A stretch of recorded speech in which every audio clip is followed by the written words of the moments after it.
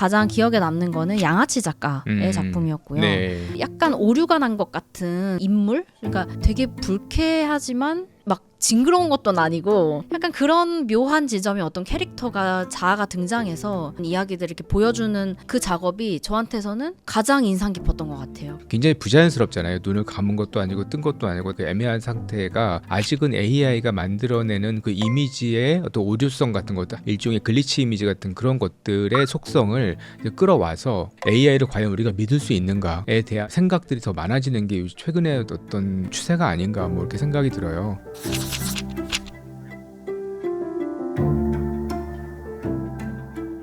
갈팡질팡 망설이는 아트러버들을 위한 전시 리뷰 토크. 이전시 어때의 호스트를 맡은 널리와 문화예술 이지연입니다. 저희가 지난번 롬뮤익 전시를 시작으로 요즘 화제가 되고 있는 전시를 미리 보고 라인문화재단 고한석 디렉터님을 모시고 이야기를 좀 나눠볼까 하는데요. 선생님 잘 지내셨죠? 안녕하세요. 네, 안녕하세요, 지연님. 저번에 저희 나간 콘텐츠 한번 보셨어요? 롬뮤익? 네, 봤어요. 네. 반응이 나름 뜨겁습니다. 아유, 감사합니다. 다행입니다. 이번에는 제가 한번 소개해 드려볼까 하거든요. 네, 좋습니다. 네. 오늘의 이전시 어때는 바로 코리아나 미술관의 합성 열병입니다. 최근에 우리 삶 속에 급속도로 침투한 생성형 AI를 주제로 내세우고 있는데 이런 것들을 각자만의 어떤 이야기로 풀어낸 작가 9명의 이야기를 좀 담고 있는데 사실 생성형 AI의 가능성과 한계를 다루는 전시로는 사실상 국내 최초가 아닐까 싶어요. 이제 선생님께서 먼저 이 전시를 다음 이전시 어때로 해보자라고 제안을 주셨는데 어떤 배경으로 이 전시를 특별히 꼭 집어서 이걸로 다음에 해보자라고 해주셨는지 궁금합니다. 네. 지연님 올해가 2025년이잖아요. 네. 2025년이 무슨 해인지 아세요? 아, 어떤 해일까? 네. 아마 지연님도 보셨을 것 같은데 정말 뇌리 속에 잊혀지지 않는 영화 중에 영화 허가 있어요. 봤어요. 네. 2013년에 만든 영화거든요. 근데 그 허의 배경이 2025년이에요.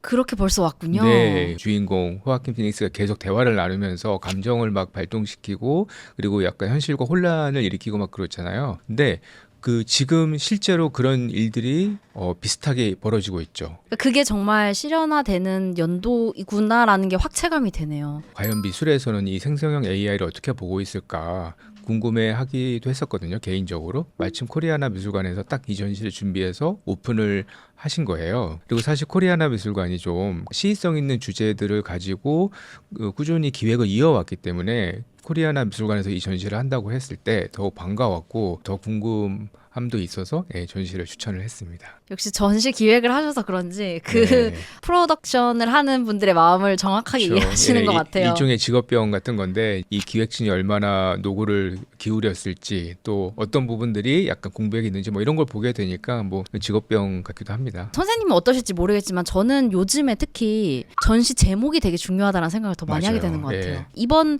제목은 굉장히 감명한데 강렬해요. 합성 열병. 여기에서 보면은 합성이라는 말은 굉장히 방대한 데이터를 합성한 결과물을 의미하고 그리고 이런 열병이라고 하는 거는 약간 AI가 만들어내는 미래에 대한 양가적인 감정 그런 단어를 두 개 이제 합친 거다라고 하더라고요.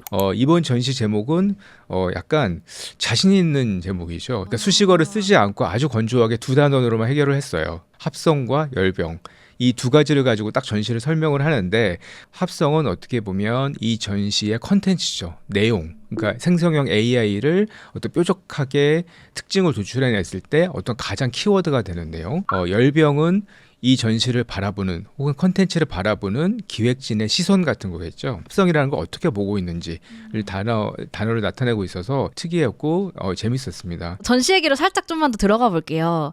이번 전시는 국내외 작가 9명이 이제 약 30점의 작품을 선보이고 있는데 먼저 선생님께서 좀 이번 전시를 보실 때 특별히 인상 깊으셨거나 이 작가 좀 기억에 남는다 하는 네. 작가 있으셨나요? 출품 작품 거의 다 재밌었어요. 저는 어느 하나 지루한 거 없이 다 좀 전반적으로 작품들이 되게 재밌었는데요. 저는 조금 먼저 재밌게 다가왔던 거는 프리아기타 디아라는 그 싱가포르 베이스의 작가, 젊은 작가죠. 이분의 작업 열대 터빈트라는 제목이었는데요. AI가 바꾸는 지구는 어떤 지구인가 이런 문제를 좀 다루고 있었는데요. 최초의 대서양을 횡단했던 그 해저 케이블 있죠. 데이터 케이블. 이걸 놓기 위해서 이게 다 라텍스로 이 전선을 싸고 있어야 되거든요. 그래야 물이 침투가 안 되니까 그 라텍스의 대부분이 그 말레이시아에서 고무를 채취해서 조달을 했다고 하는데 거의 뭐 말레이시아의 고무가 동일할 정도로 굉장히 많은 양을 거기서 끌어 쓴 거예요. 그러니까 자원을 많이 쓰는 거죠. 또 하나는 지연님 데이터 레이블링이라는 노동을 아세요? 어떤 거죠? 저도 이번에 이걸 준비하면서 알게 됐는데요. 자율주행하는 차가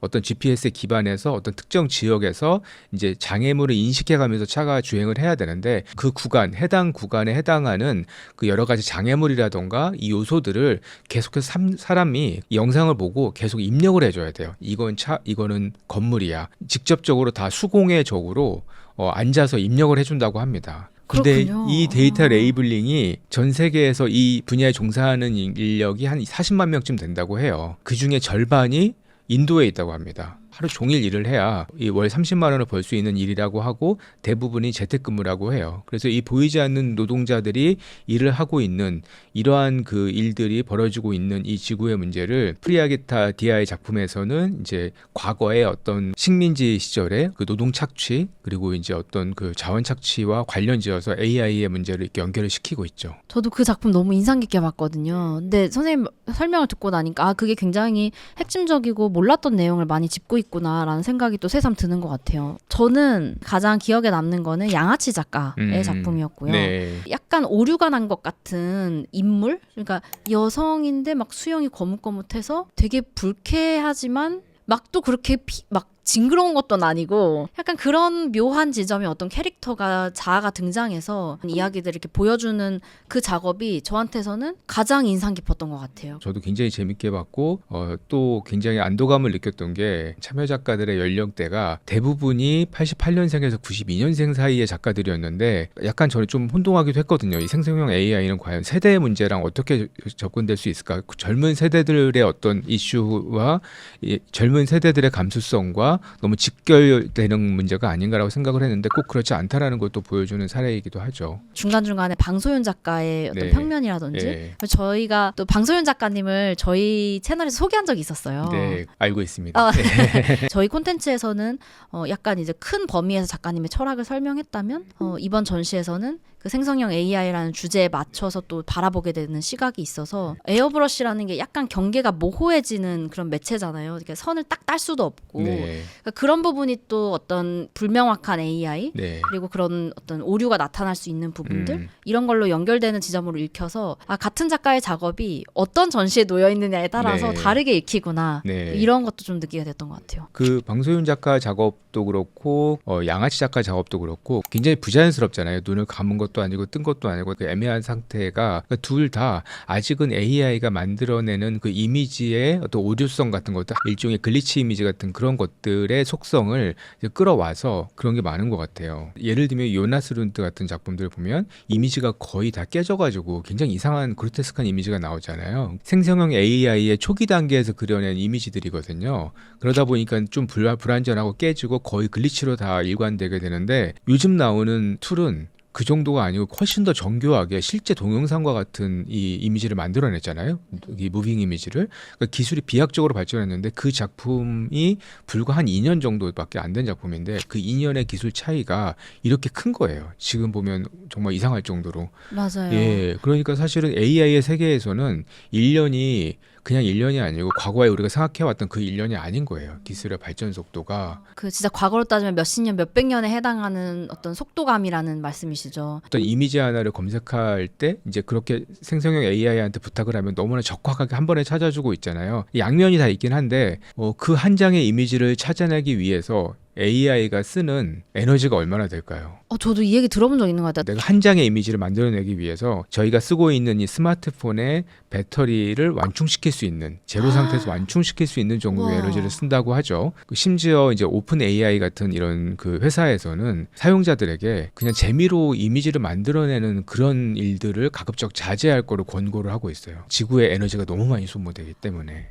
그 정도일 줄은 몰랐어요. 전 지구에 존재하는 수많은 데이터들에 다 접속해가지고 키워드를 추출해내서 이걸 잘 만들어서 내놓는 거기 때문에 이 범위 자체가 다르겠죠. 그러니까 사실 엄청난 에너지를 소모할 수밖에 없고. 사실 이 전시의 장점이 이렇게 보고 나면 파생되는 질문들이 굉장히 많다라는 것 같아요. 네. 좀 이번 전시 보시면서 그러니까 전시 자체에서 좀 좋았던 부분이 선생님께 있었는지가 좀 궁금하거든요. AI에 대해서 너무 많이 즐기면서 공부할 수 있었던 그런 게 굉장히 좋았던 것 같아요. 예를 들면 또 이번에 전시에서 재밌게 봤던 작품 중에 하나가 장진승 작가의 깊은 정찰, 스펙트럼 해독자라는 작품이 있었는데요. 러시아 전쟁이라든가 보면 드론이 많이 사용되고 있잖아요. 이 드론에 AI 기술이 탑재가 되면서 이제 드론이 날아가면서 인간의 지시에 의한 공격만 하는 게 아니고 스스로 판단해가지고 공격을 하거나 공격을 멈추거나 하는 그런 기능을 할 수 있다는 거죠. 장진승 작가의 작품이 그런 주제를 다루고 있어서 굉장히 재밌었는데 15분 중에 10분은 이제 가상세계를 시뮬레이션했던 그런 부분이어서 굉장히 현실적으로 보여지는 비현실 이미지인데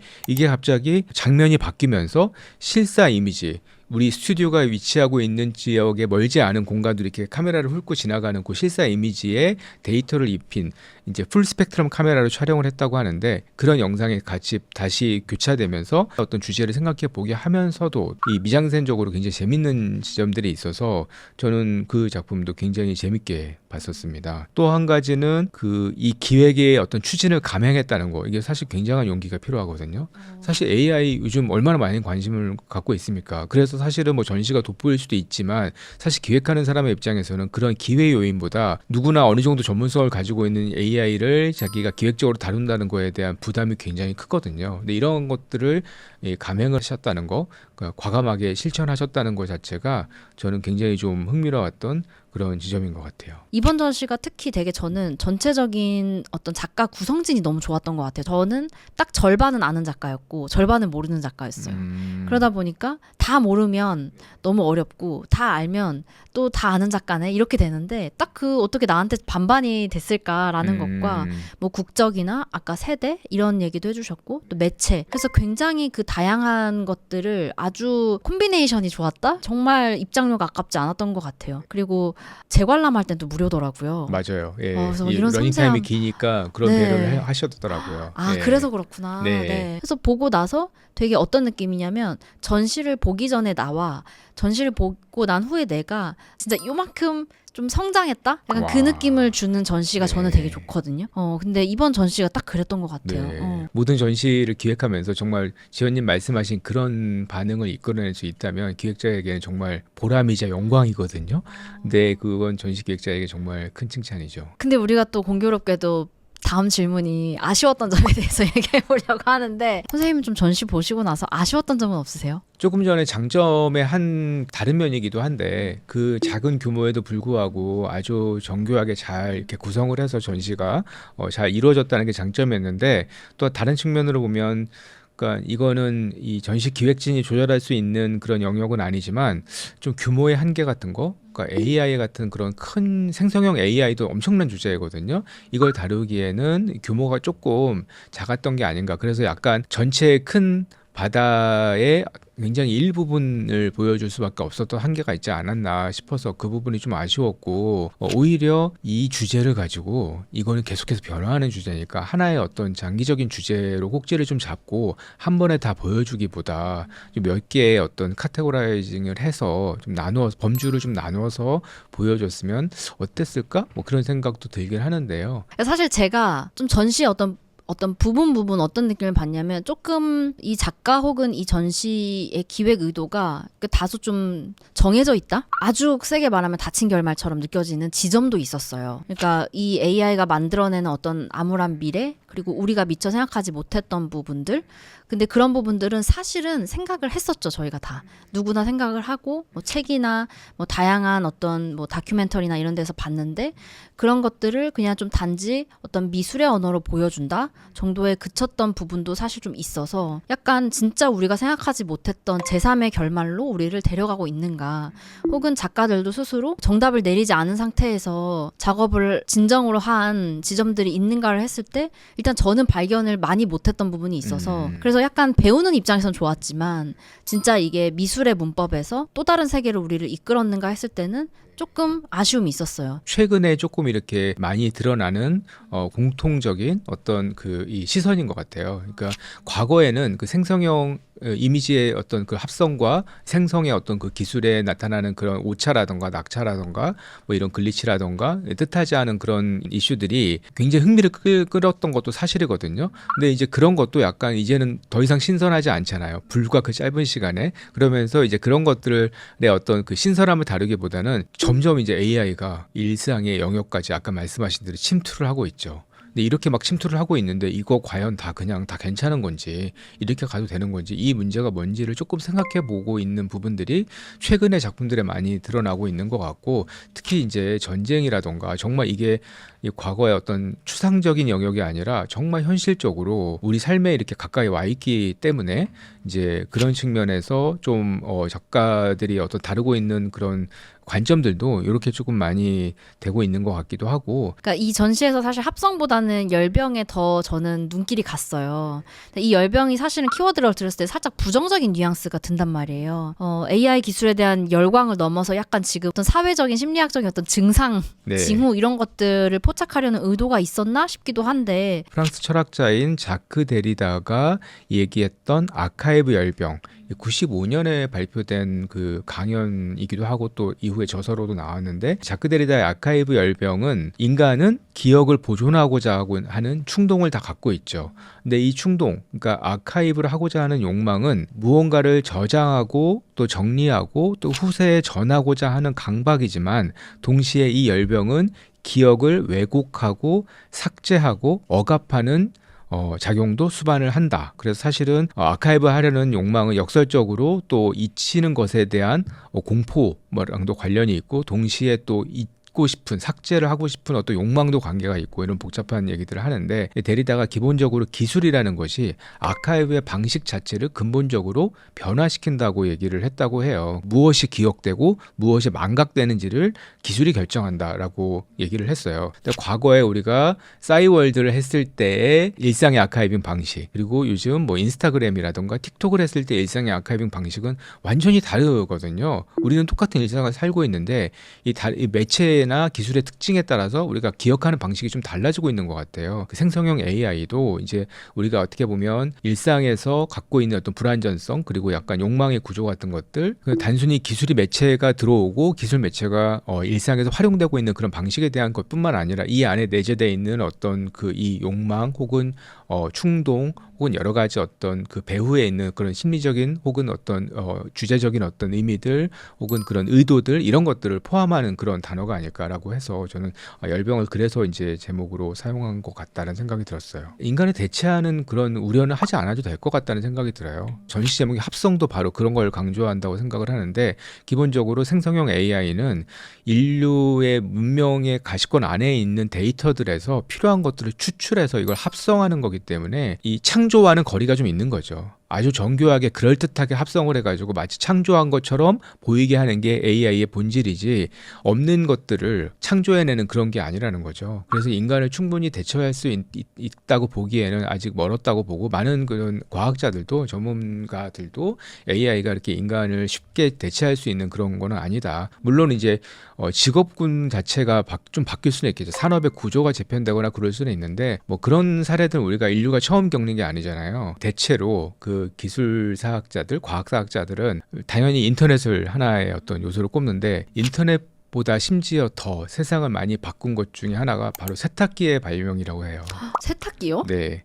세탁기가 발명이 돼서 여성들이 하루 종일 그 가사노동에서 해방이 되면서 스스로 자아를 갖게 되고 또 사회에 참여할 수 있게 되고 인류사의 많은 부분의 역사가 바뀌었다라고 말을 하거든요. 빨래를 다 손으로 한다는 거는 엄청난 시간이 소모되는 일이거든요. 에너지도 그렇고. 근데 그 세탁기가 그걸 다 해결해 주면서 시간과 에너지를 절감할 수 있게 되고 그런 것들이 인류사를 역동적으로 바꾸는 엄청난 에너지로 승화가 되었다고 하는 거죠. 사실 이렇게 본다면 AI도 게임 체인저인 건 맞지만 그리고 앞으로 사회와 산업이 많이 바뀔 거는 분명하지만 그렇다고 해서 인간을 완벽하게 대체할 수 있는 건 아니고 여전히 인간은 그 AI를 하나의 툴로 활용하면서 다른 모델로 진화할 수밖에 없다라는 게 이제 과학계 공통된 의견인 것 같고요. 또 하나는 이제 이 열병에 대한 얘기인데 그럼에도 불구하고 우리가 AI를 장밋빛으로만 볼 수 없는 이유는 AI를 발전시키는 이 주체가 누구인지를 한번 생각해 볼 필요가 있어요. AI는 어떤 공공의 시스템이 기술을 개발하고 인류를 위해서 쓰는 게 아니거든요. AI는 정말 우리가 손에 꼽을 수 있는 몇 개의 빅테크 기업들에 의해서 좌우되고 있어요. 기업의 근본적인 목표라는 게 있잖아요. 이윤을 극대화시켜야 되기 때문에 기업은 이 공익을 위해서 이걸 하지 않고 기업의 이익을 위해서 이것들을 개발하고 있어요. 근데 이 특정 기업의 몇 개 기업에 개발해 놓은 이 성과가 우리 일상에 너무 깊이 침투하고 있는 거죠. 그래서 우리는 좀 이걸 비판적으로 볼 필요도 있고 또 경계를 게을리하면 안 되겠죠. 요즘 사실 미술계에서 AI 전시들이 이제 서서히 생겨나고 있는 것 같아요. 선생님께서 이제 앞서 말씀해 주셨던 모리미술관, 일본에서 하는 머신러브도 있고, 파리에서 하고 있는 AI에 따른 세계라는 전시도 있었고, 그런 관심도가 사실은 많다 보니까 이런 기술적 하입에 힘입어서 사실 좀 편승하는 전시다라는 시선들도 있는 것 같아요. 그거에 대해서는 좀 어떻게 바라보시나요? 과거에 보면 너무 이제 그 말씀하신 대로 하입, 그 과대 광고 같은 그런 영향력 때문에 전시가 약간 좀 그 화제성이나 이슈에 묻어가는 그런 부분들도 있었던 것도 사실인데, 그러기에 이 생성형 AI는 그렇게 보기에는 이미 너무나 우리 말씀하신 대로 이 저변에 딱 자리를 잡고 있기 때문에 저는 오히려 이게 늦었다고 생각이 되고, 이제라도 나와서 다행이고 반갑다. 과대 광고가 되고 있는 이유 중에 하나가 AI가 다소 부풀려진 기술인 측면도 있지만 그 부풀려지고 있는 이유가 있거든요. 왜냐하면 그거는 아까 말씀드린 대로 AI를 개발하고 진행시키는 주체가 빅테크, 대기업들이기 때문이에요. 그래서 어떻게 보면 우리가 일상에서 잘 받아들이고 있지만 받아들이면서도 그러한 어떤 우리가 인식하지 못하는 지점들을 인식하면서 AI를 이해해야 되는 게 아닌가라고 싶기도 하고, 그런 측면에서 양아치 작가 작품 보면 뒤에 이제 구글어스에 나오잖아요. 근데 그게 사실 놀랍지 않았어요. 너무나 고해상도예요. 네. 예, 정말 그 신기할 정도로.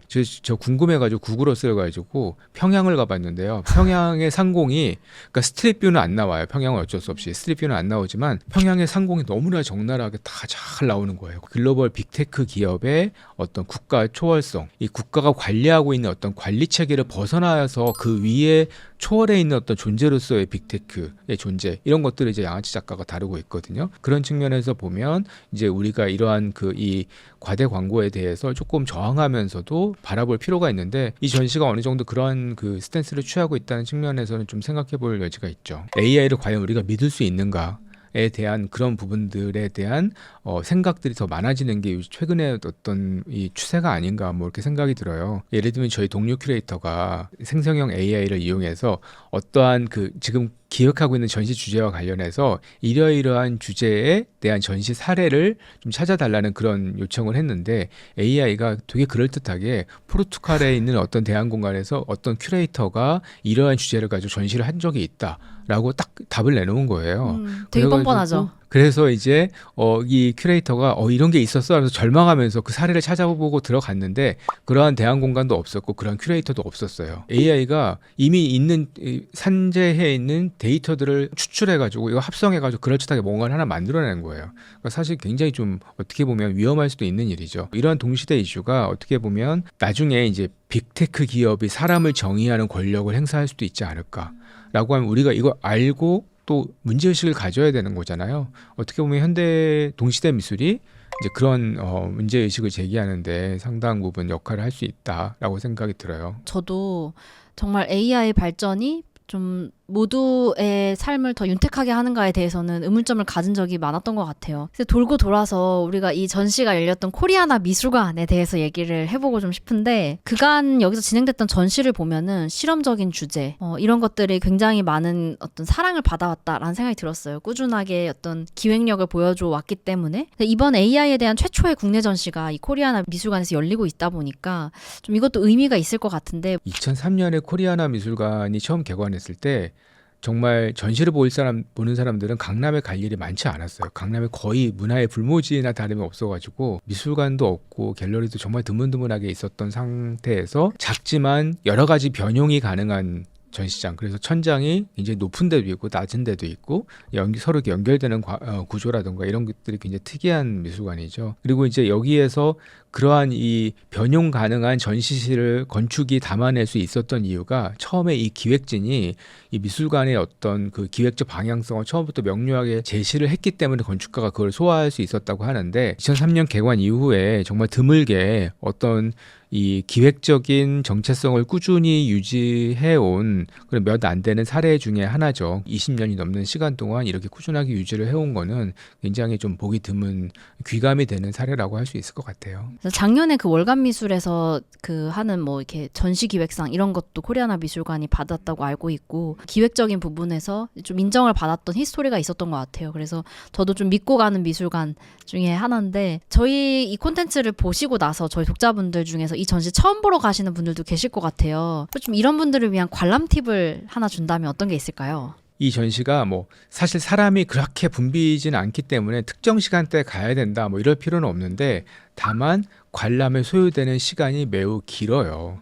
최소한 정말 2-3시간은 잡고 가시는 게 좋을 것 같고요. 그래서 편한 복장 입으시고 시간을 넉넉히 잡고 가셔서 처음부터 끝까지 다 영상 작품들을 다 보실 거를 추천을 드리고 또 이 볼 수 있는 자세가 이렇게 불편하지 않기 때문에 충분히 편하게 보실 수 있을 것 같기도 하고 또 중요한 건 절대 지루하지 않아요. 83분짜리 러닝타임이 있는 작품도 지루하지 않아요. 그러다 보니까 되게 넉넉하게 편하게 다 보시는 거를 추천을 드리고요. 또 한 가지는 현장에 가시면 뭐 미리 이제 QR로 해서 이 모바일 디바이스로도 읽을 수 있지만 뭐 이렇게 리플렛이 이렇게 있어요. 이 리플렛의 텍스트가 작품을 이해하는 데 굉장히 많이 도움이 돼요. 왜냐하면 이런 그 현대미술의 어떤 개념적인 측면보다는 AI에 관한 걸 많이 다루고 있기 때문에 AI에 관한 배경 지식, 작품과 관련된 지식들을 많이 여기서 언급을 하고 있어서 이 텍스트를 보시면서 전시를 보시면 훨씬 더 이해가 더 빠를 거라고 생각을 합니다. 저는 진짜 좀 지엽적인 TMI 팁인데 일단 주차가 되고요. 네. 저는 개인적으로는 이번 전시가 인스타그램에 올리기에도 되게 힙한데라는 생각을 좀 했거든요. 저는 워낙 그런 걸 많이 올려가지고 그러니까 이게 저는 약간 좀 천덕꾸러기처럼 막 사진 찍는 데 가서 좀 진지하게 감상하라고 그러고 진지한 분들한테 가서 좀 사진 찍으라고 그러고 약간 이렇게 조명하는 스타일이거든요. 네, 그래서 네. 이번 전시는 아시겠지만 되게 굉장히 어떤 열대우림 같은 데서 앉아서 보는 듯한 느낌도 드는 네. 게 있고 그리고 효율적인 구조물을 사용했지만 그렇다고 해서 굉장히 그 헐겁지 않기 때문에 네. 또 이걸 감상하면서 한 번쯤 인증샷을 찍어보면 내가 생성형 AI 전시를 봤던 나를 기록하는 또 좋은 전시가 될 수 있지 않을까. 제가 한번 전시를 보러 갔을 때 같이 간 동행자가 있었는데 그분이 이렇게 러닝타임이 긴 작품을 길게 다 보지 않더라고요. 자기 기본적으로 이렇게 러닝타임이 너무 긴 걸 그렇게 선호하시는 분이 아닌데 이번 전시는 러닝타임이 길어서 너무 다 재밌더라라는 반응을 보여주기도 했어요. 이 전시 이제 막바지로 향해 가고 있는데 이번 전시가 AI 시대를 살아가는 인간들에게 우리들에게 좀 그리고 예술을 사랑하는 관객으로서 좀 어떤 자세를 가져야 한다고 이야기하고 있다고 선생님 생각하시나요? AI는 하나의 용기 같은 거다. 그릇 같은 거다. 여기에 담는 내용에 따라서 얼마든지 변화할 수 있는 어떤 가변적이고 유연한 거다라는 생각을 좀 갖게 됐어요. 가변적이고 유연하게 변화할 수 있는 그 의미에 주목하는 거, 이런 것들이 조금 AI를 바라보는 시각이 필요한 것 같고 관심이 있든 없든 뭐 선호의 여부를 떠나서 우리가 조금씩 관심을 가지고 좀 지켜볼 필요가 있는 것 같다. 근데 이거를 우리 공부하듯이 하면 너무 어렵잖아요. 피곤하고 뭐 생각만 해도 부담스럽잖아요. 근데 이거를 약간 정말 즐기면서 작품을 보면서 그렇게 이해할 수 있다면 훨씬 더 도움이 되지 않을까 뭐 이런 생각을 했어요. 저도 이 전시가 AI가 가지고 있는 어떤 이면과 열병에 대해서 이야기하고 있지만 또 한편으로는 그만큼 우리 삶에 깊숙이 침투했기 때문에 전시를 다 보고 나면 진짜 이제는 AI 시대에 내가 어떻게 살아가야 되는가에 대해서 생각해보게 하더라고요. 이제 내가 한 발자국 좀 나아가서 진짜 나의 많은 일들을 AI가 대체해줄 수 있다면 그 나머지 잉여 시간을 내가 어떻게 보내야 될까에 대한 생각을 해봐야 될 수도 있겠다. 잉여 시간을 창조적으로 보내야겠다라는 생각이 들면서 마지막으로 이번 전시 총평을 내려주신다면요. 이 전시가 가장 기여한 어떤 지점은 생성형 AI는 멀리 있지 않다. 가까이에 와 있다. 그리고 2025년은 바로 영화 허가 그렸던 미래라는 거를 전시를 통해서 다시 한번 생각하고 있다. 저는 꽤 높은 점수를 주고 싶은 좋은 전시라고 생각해요. 그래서 말씀해 주신 대로 뇌리에 꽤 오랫동안 이 주제에 대해 생각해 볼 수 있는, 왜냐하면 뭐 저는 전시를 되게 많이 자주 보니까 사실은 그때 강렬하게 기억했다가 기억의 저편으로 사라지는 경우가 있는데, 이거는 책을 사서 읽고 도록을 받아서 계속 읽고 오늘까지 생각하고 그 이후에도 좀 계속 여운이 남을 것 같은 그런 전시이다라는 네. 얘기를 좀 하고 싶고. 네네. 전시는 6월 28일까지죠. 사실은 이 영상이 올라간 시점에서 그렇게 이 전시 종료가 많이 남지 않았을 거예요. 그래서 꼭 놓치지 말고 보셨으면 좋겠다라는 말씀을 또 드리고 싶네요. 끝으로 오늘 이 전시 어때? 토크 소감 어떠신가요, 선생님? 사실 솔직히 말씀드리면 전시를 잘못 골랐다. 아직 왜냐하면 공부해야 될 게 너무 많았고 전시 관람도 시간이 너무 많이 걸렸고 약간 부담이 너무 많이 됐어요. 그래서 좀 부담을 많이 갖고 있었지만 그만큼 제가 아까 지연님도 언급해 주셨지만 전시를 보고 나니까 전시 보기 전과는 살짝 다른 사람이 되어 있더라고요. 그래서 굉장히 보람 있는 그런 시간이었습니다. 네. 또 다음 회차까지 기대해 주시면서 오늘 이 전시 어때? 토크 마치도록 하겠습니다. 긴 시간 감사드립니다, 선생님. 감사합니다.